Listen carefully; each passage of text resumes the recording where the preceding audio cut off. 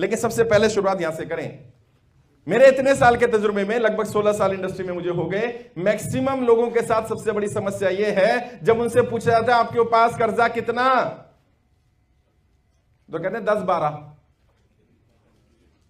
है, 8-10, 20-25, बड़ा लाइटली लेते ना। आप में से भी किसी को पूछो भाई साहब कितना कर्जा है, कहता है 25-30। भैया 25 या 30 और मिलेगा 35। जब कैलकुलेट करेगा ना तो 35 निकलेगा। क्यों भूल गया होगा? ओ 7 लाख तो उसके देने थे, वो तो याद ही नहीं रहे। और यार 3 लाख तो बैंक का भी तो जा रहा है, और गाड़ी की किस्त भी तो जा रही है, वो भी तो कर्जा ही है। बाद में अब समझ आता है उसको। हाँ, गाड़ी किस्त को तो कर्जा नहीं मानते हैं, नहीं मानते ना भाई। हाँ, गाड़ी किस्त कर्जा थोड़ी है, कमेटी देना कर्जा थोड़ी है। जो मैंने पैसा देना है वो सारा कर्जा है। बैंक का देना है तो कर्जा है, प्राइवेट देना है तो कर्जा है, बहन का देना है तो कर्जा है, जिस पर ब्याज नहीं है वो भी कर्जा है।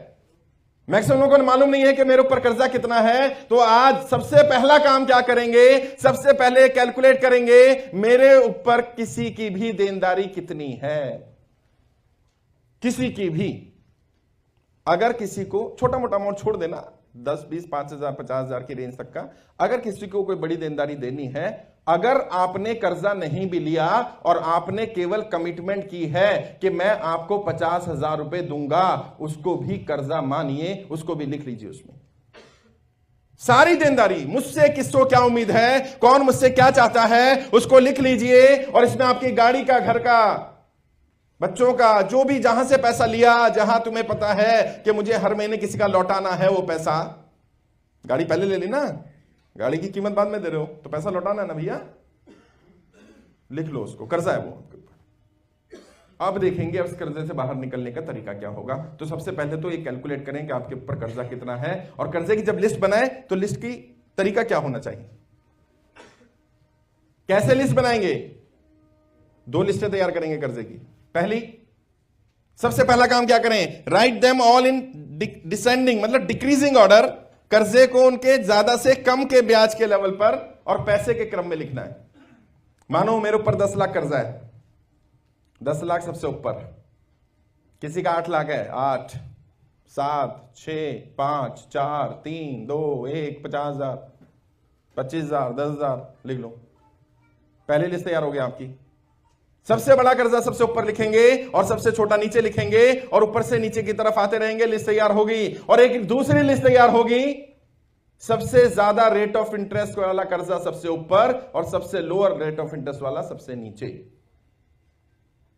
एक ही पेज पर भी बना सकते हैं। एक पेज पर बनाएंगे तो इजी रहेगा आपको उससे निकलना, क्योंकि आपके सामने, आंखों के सामने दोनों चीजें आ गई। हो सकता है जो कर्जा अमाउंट सबसे बड़ा हो 50 लाख रुपए, उसका रेट ऑफ इंटरेस्ट सबसे कम हो, और जो सबसे छोटा है 2 लाख रुपए, उसका रेट ऑफ इंटरेस्ट सबसे ज्यादा हो 5%। ऐसा हो सकता है। अक्सर लोग मुझसे पूछते हैं साहब मुझे कौन से कर्जे से बाहर पहले निकलना चाहिए, जिसका रेट ऑफ इंटरेस्ट ज्यादा हो या जो अमाउंट ज्यादा हो?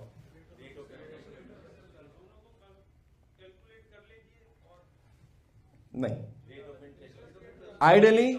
आइडियली हमेशा हम रेट ऑफ इंटरेस्ट पे फोकस करते हैं। अगर जो बैंकिंग सेक्टर के हैं या थोड़ा बहुत भी समझते हैं, ideally banking rate of interest पर जाना चाहिए। परंतु अगर आपका कोई कर्जा रेट ऑफ इंटरेस्ट बहुत हाई हो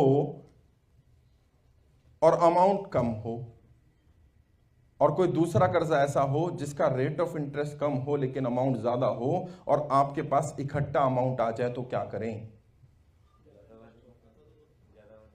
नहीं, सबसे पहले ज्यादा इंटरेस्ट को खत्म करके बाकी पैसा उधर डाल दो। यानी दोनों को, जो भाई कह रहा था ना, यही बात बोल रहा था वो। लेकिन ये तब करेंगे जब आपके पास इकट्ठा पैसा आ जाता है, वरना हाईएस्ट रेट ऑफ इंटरेस्ट को खत्म करो। कई बार ऐसा होता है रेट ऑफ इंटरेस्ट कम है 2%, अमाउंट भी कम है 50,000, लेकिन हमारे पास 50,000 आ गए। हम सोचते हैं बड़े वाले को दे देना, इसको दे दो। क्यों? आपकी बैलेंस शीट में से एक कॉलम खत्म हो गया, आपके ऊपर से एक बर्डन हट गया, एक का तो गया। आपकी लिस्ट में 5 लोग हैं, 10 लोग हैं, 12 लोग हैं, फर्क नहीं पड़ता। लेकिन जैसे जैसे लोग कटते जाएंगे आपका कॉन्फिडेंस लेवल हाई होता जाएगा। अब 2 बचे हैं, अब 3 बचे हैं, अभी 10 लोगों का था, अभी 2 लोगों का रह गया। आपको पता चले कि मैं कर्जे से बाहर निकल रहा हूं, अभी तक तो हम कर्जे में ही फंस रहे हैं। मैंने आपको फ्री सेमिनार में एक बात बताई थी, शायद आप सबने सुनी होगी, मैं फिर एक्सप्लेन करता हूं। गुरु चाणक्य से चंद्रगुप्त ने पूछा, गुरुदेव यदि कभी दलदल में फंस जाए तो क्या करें हम?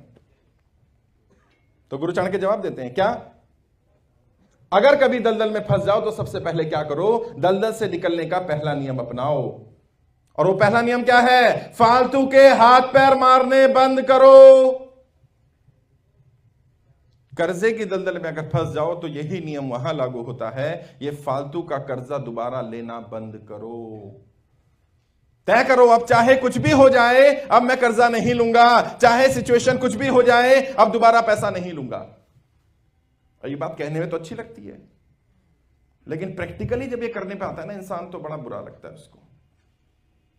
यार मैं 2 लाख रुपए लेकर के अपनी इमेज बचा सकता हूं, आज मेरी इमेज खराब होती है, मैं क्या कहूंगा, कैसे निकलूंगा उससे बाहर, उसको मुंह कैसे दिखाऊंगा? वो व्यक्ति तो आ जाएगा, पैसे लेगा, और नहीं दूंगा पैसे तो वो मुझे गालियां सुना सकता है, मेरी इमेज खराब कर सकता है। हमारे अंदर बहुत सारे इमेजिनरी फियर आ जाते हैं।